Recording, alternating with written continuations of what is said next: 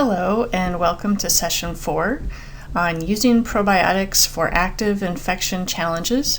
This is microbiologist and holistic health advocate Michelle Moore, and in this session I want to discuss ways you can get the most benefit from your probiotic when you're dealing with a bacterial infection. There are 5 keys to maximizing the benefits from your probiotic. The first is to choose the right species of probiotic for the right job. Some are tailored to specific duties, and I will cover that in key number 1. When is the best daily timing for using probiotics, and how long should you use them for? Key number 3 is to avoid detoxification reactions, and should you be concerned about that? Key number 4, many folks are using antibiotics or herbal remedies, and how do you combine probiotics when you're taking those types of products? And key number 5 is to be aware of the limitations of probiotics. All right, key number 1 is choosing the right species for the right job. And first I want to discuss the Bacillus spore formers, which I introduced in session 3. These are the true probiotics. These are ones that will, as I discussed previously, are able to make it through your harsh stomach acid and arrive in your GI tract 100% potency because they're not killed off by the harsh traveling through the beginning part of your digestive system. They also are universal to every human's microbiome, so they will have a place to call home when they arrive, and they're able to bind and do their good work. They also have the ability to shift the microbiome toward favorable species. So these are great true probiotics, and they are ideal for immune support. And that would be stimulating your T and B lymphocytes. These are your white blood cells that are your immune system army, and they're going to run out and fight off invaders that are trying to get into your body or that are in your body. So you always want to enlist the help of your immune system. Now, Bacillus spores are perfect for many kinds of infections. Basically, I think any kind of infection.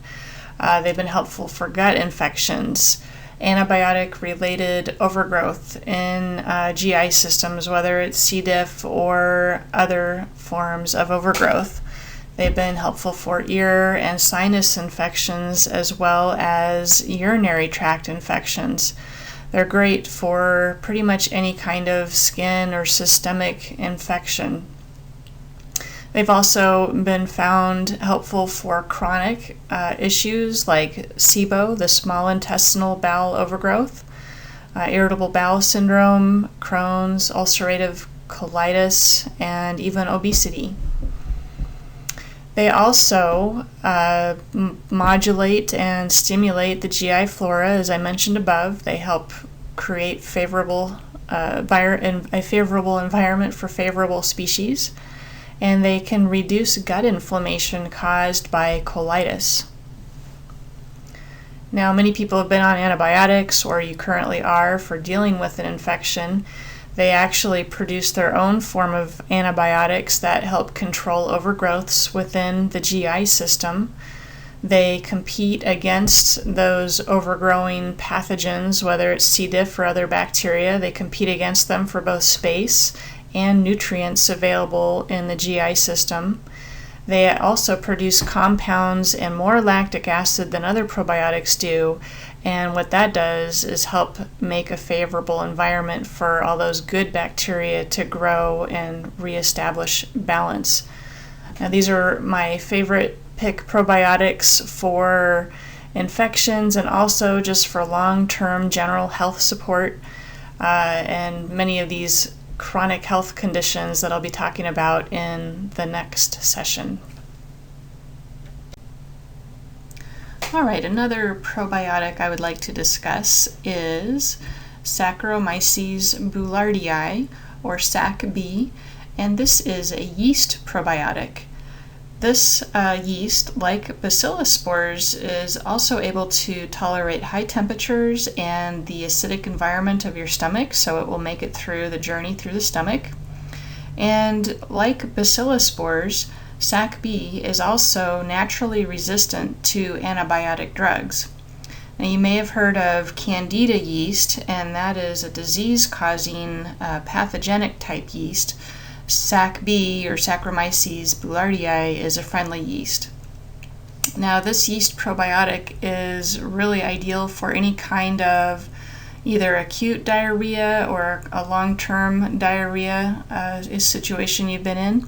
It also is great for any antibiotic-associated diarrhea, and also specifically for C. difficile associated diarrhea. There's actually several clinical studies that show that SAC-B is really helpful for C. difficile or antibiotic-related diarrhea. Now, SAC-B has some unique tailored functions. It helps the gut to absorb water and electrolytes during diarrhea, so that's something that's definitely very helpful. It also reduces gut inflammation, and it helps form healthy, firm stools. And SAC-B also inhibits the C. difficile toxin A and B. These are two toxins that C. diff makes, and that's what causes the inflammation of the colon, which then results in the diarrhea. So SAC-B can actually create these enzymes that break down those two toxins and help provide relief against C. diff. There's also been indications that C. diff can help with Crohn's disease, ulcerative colitis, and IBS, these other GI type challenges. So it's really seems pretty targeted to help with GI issues. SAC-B also helps promote the growth of your healthy gut flora, which is wonderful. And generally this is good for a short-term use probiotic or a specific health challenge like C. diff or antibiotic-associated diarrhea till you get over that particular challenge. And if you do have any sensitivity to yeast, this would not be the best probiotic choice for you. And lastly are the lactobacillus and bifidobacteria probiotics that are most prevalent on the market. These are fine for general use. There'll be a variety of species that belong to each of these. However, as I've talked about in the previous sessions, that the results are often very variable. They will work for some people, but for not well for a lot of people.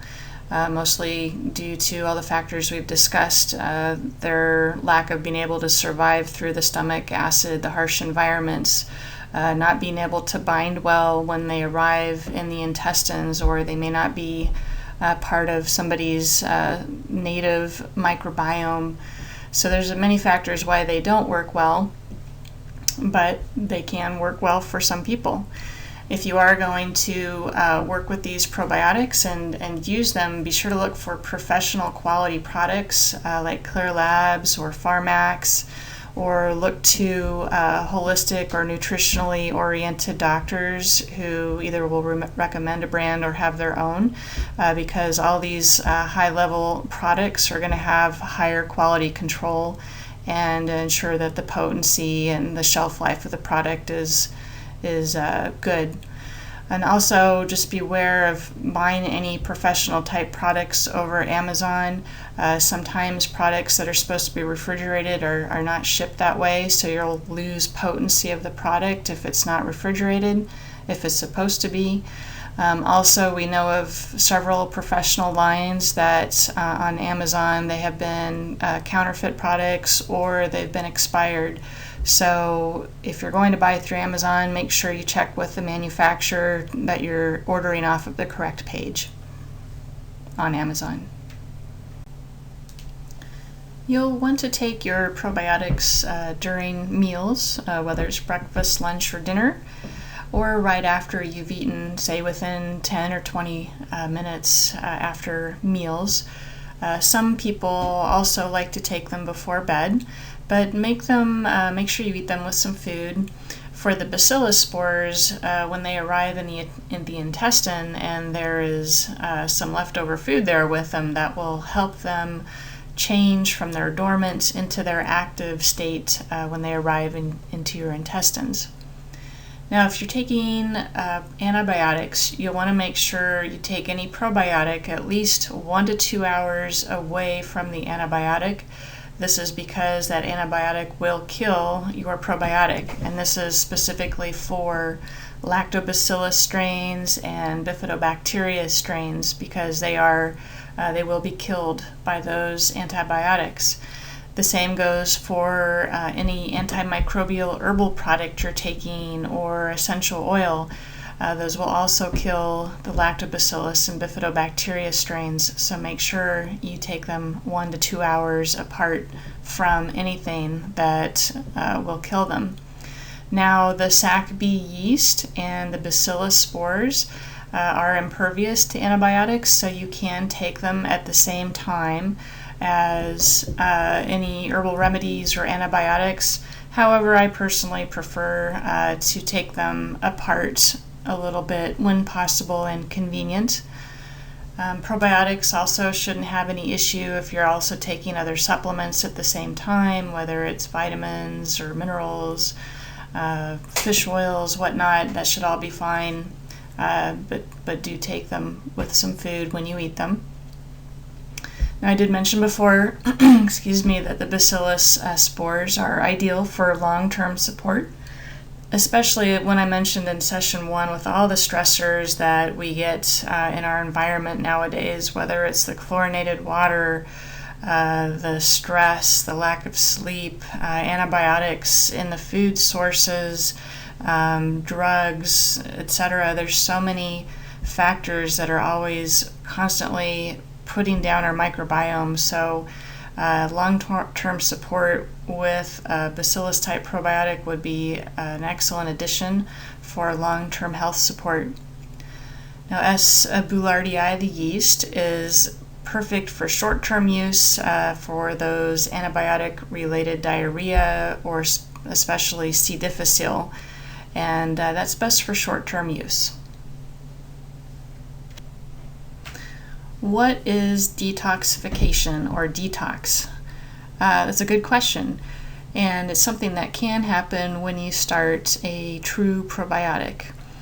Basically, it's a temporary increase in symptoms that are usually always mild if you have any.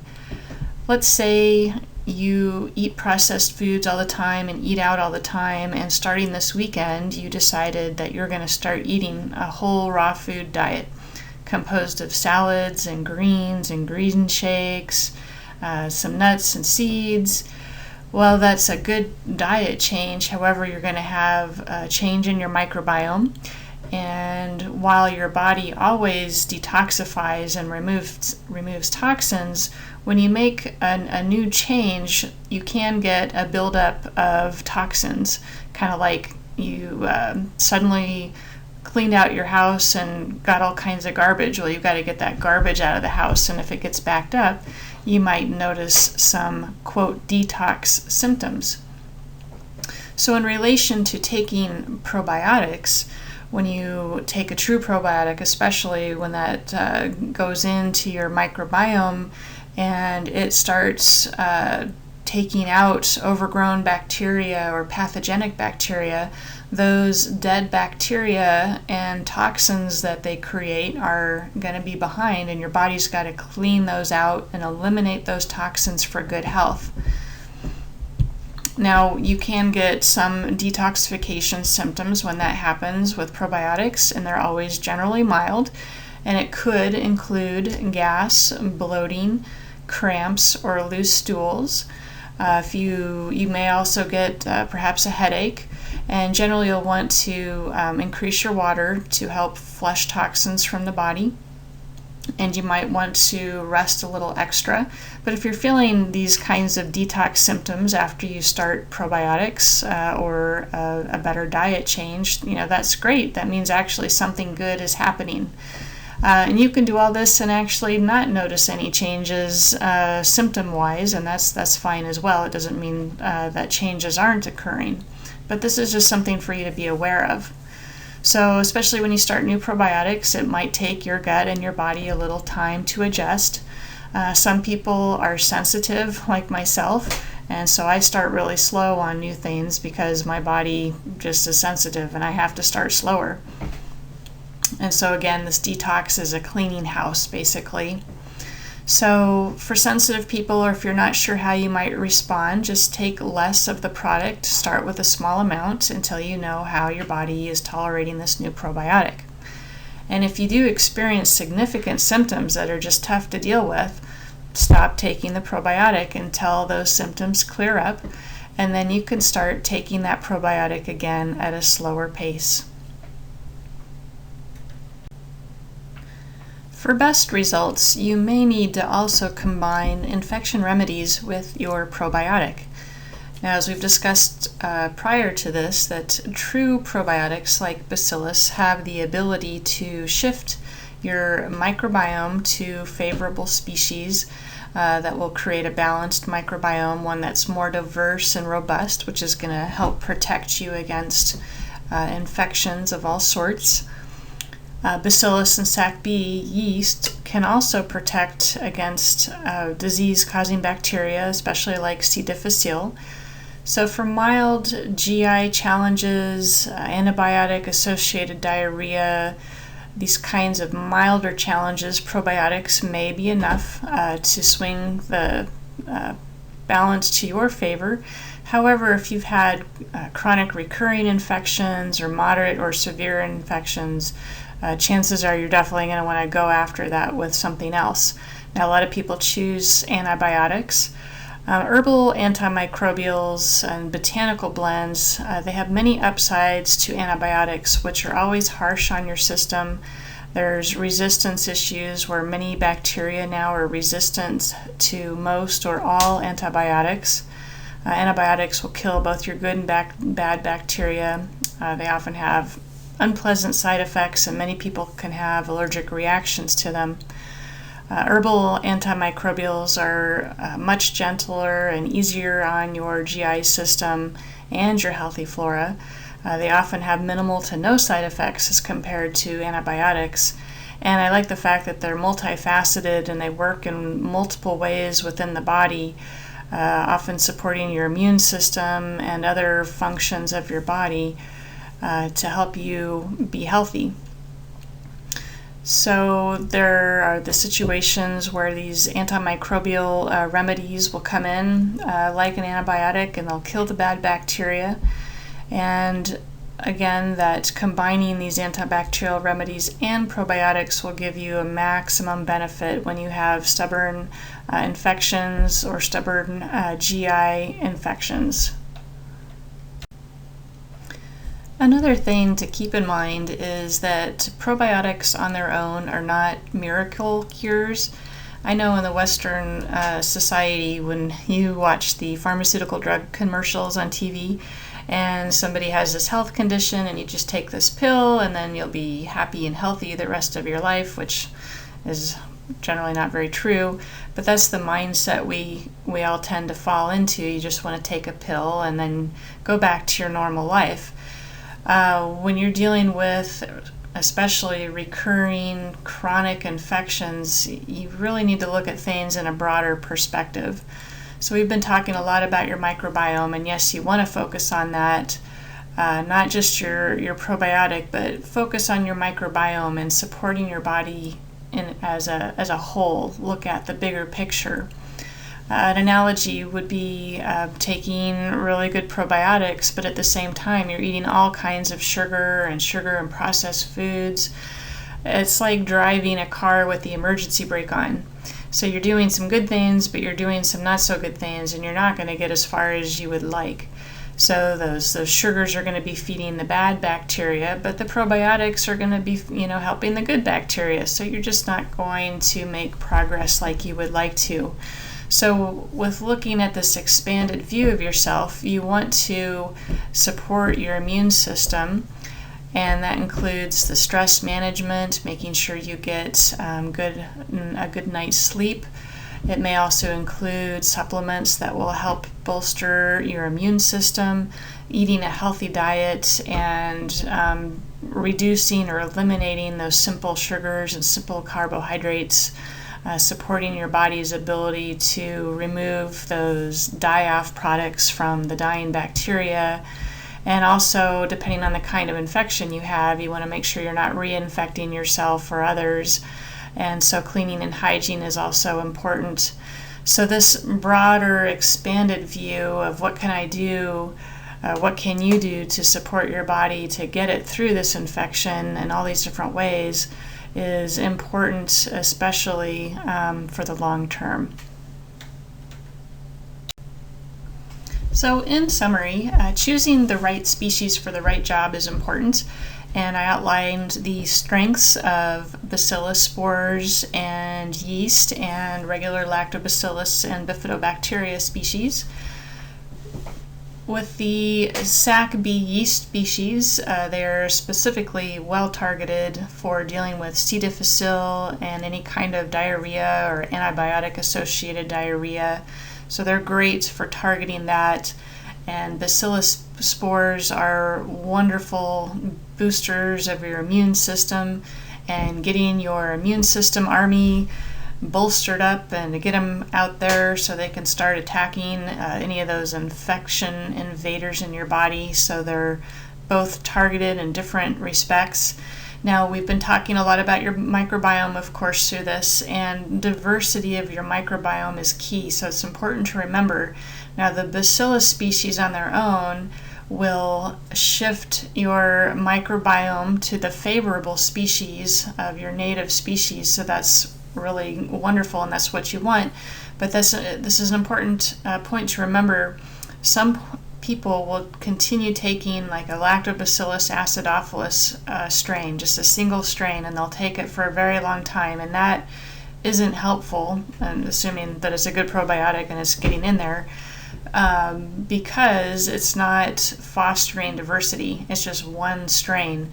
So if you are taking Lactobacillus or Bifidobacteria strains, get a multi-strain, or if you're taking single strains, make sure you rotate to different types of strains, because you don't want to take just the same strain of probiotic over and over and over. It actually can be detrimental to your microbiome. Also, to get the most from your probiotics, you do not want to take them at the same time as your antibiotics, except you can do that with the yeast SAC-B and the Bacillus spores, because they're both immune to the effect of antibiotics. And also, when you're brand new to a probiotic, especially these really potent Bacillus spores, you might want to start slowly. That way you will avoid potential detox reactions when those pathogenic organisms die off in your gut. If you start slowly, chances are you won't notice any kind of cleansing reaction by your body. And for those with chronic recurring infections, severe infections, chances are you're going to want to also use an antimicrobial remedy to go along with that to help target those pathogenic species, and that'll help move things along faster than a probiotic by itself. And also remember that larger point of view for your best long-term results. You're going to want to use probiotics as part of a larger infection support strategy. So look at your immune system and your diet and your cleaning and hygiene and stress management, all those areas to help really gift you a leg up on your infection you're dealing with. Now, probiotics are always generally very well tolerated, but always talk to your doctor before starting any nutritional supplement to make sure that it's right for you. And if you want to learn more in depth about that larger infection support strategy, I cover it in great detail in my books on MRSA and C. difficile. And be sure to attend session 5, where I will be discussing the surprising health benefits of Bacillus spores. You're not going to want to miss this next session. MegaSporeBiotic contains 5 different Bacillus strains, and one of the big reasons I use and recommend this probiotic is because of its scientifically proven safety and efficacy. Microbiome Labs, who makes MegaSporeBiotic, they have completed over 10 clinical studies showing the benefits this product provides for numerous health challenges. And this is also why over 30,000 healthcare practitioners around the world trust MegaSporeBiotic and they recommend it to their patients. I have a special coupon code for you. It's MEGA2YT.